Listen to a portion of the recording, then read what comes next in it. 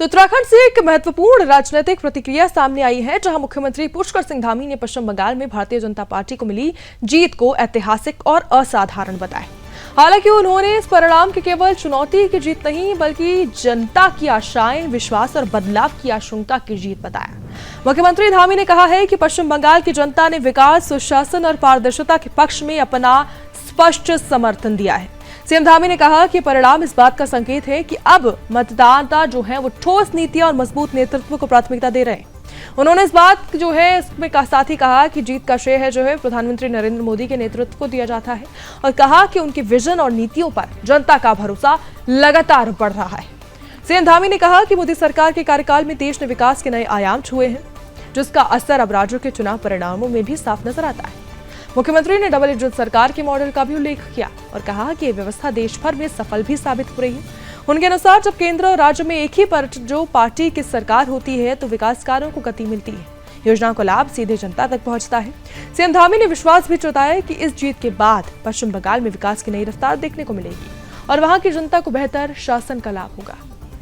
उन्होंने पार्टी कार्यकर्ताओं को बधाई दी और कहा कि उनकी बड़ी मेहनत, समर्पण और साथ ही संगठन की ताकत ने इस जीत को संभव बनाया है।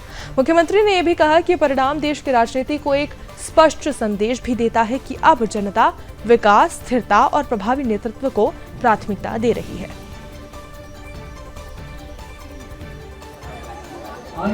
एक तो बंगाल की जीत कोई सामान्य जीत नहीं है, ये वहाँ की जनता की आशाओं की, आकांक्षाओं की और हमारे प्रधानमंत्री नरेंद्र मोदी जी के नेतृत्व में पूरे देश के अंदर डबल इंजन की सरकारें विकास का पर्याय बन चुकी हैं, सुशासन का पर्याय बन चुकी हैं और लंबे समय बाद बंगाल भी उस दिशा में चला है।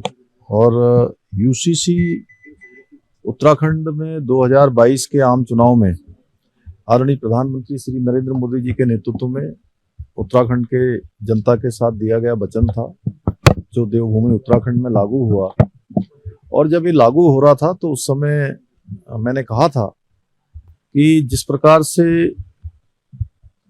गंगा देवभूमि से निकलकर, गौमुख से निकलकर पूरे देश को जल और जीवन देने का काम करती है, उसी प्रकार से यूसीसी की गंगा भी देवभूमि उत्तराखंड से निकलकर पूरे देश के अन्य राज्यों को भी लाभ देगी और वो अब दिखाई देने लगा है। धीरे धीरे सभी राज्य उस दिशा में आगे बढ़ रहे हैं और हमारे प्रधानमंत्री जी ने भी कहा है कि अब यूसीसी देश की आवश्यकता हो गया है।